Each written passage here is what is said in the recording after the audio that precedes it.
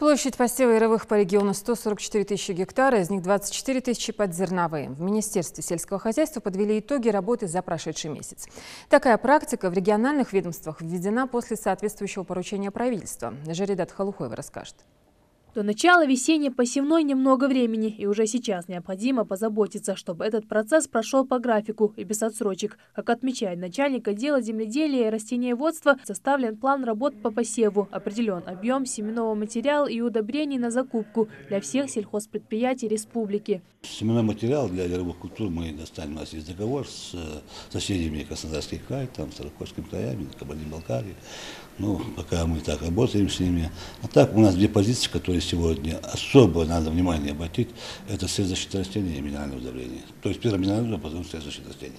Потому что если мы внесем удобрение, то я думаю, мы получим тот показатель, который мы ожидаем, который мы пишем в планах, ну, фактически его должны получить. О проделанной работе за отчетный период рассказали и работники отдела животноводства. Специалисты Минсельхоза побывали в ГУПах, проверили условия кормления, содержания животных. Также было проведено совместно с людьми пару выездов, два хозяйства. Это вся работа за январь. В основном упор шло на отчеты. На февраль что у нас?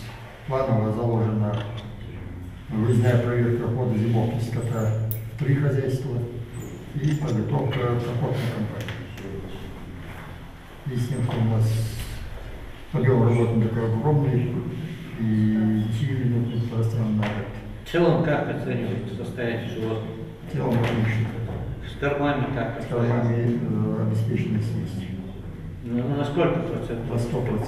Своевременность и качество проведения весенне-полевых работ во многом зависит от технической готовности сельхозтехники. Ахмед Костоев отмечает, техника готова только на 75%, но обещает, что к посеву все наладит. В связи с сменой руководства групп «Дружба» принимали участие в приеме передач в хозяйстве. Согласно приказу Минсельхоза проводили ставки проверки и провели прием передач. Проводились работы с входящей корреспонденцией. За январь месяц поступило 34 писем и было подготовлено 16 ответов соответственно.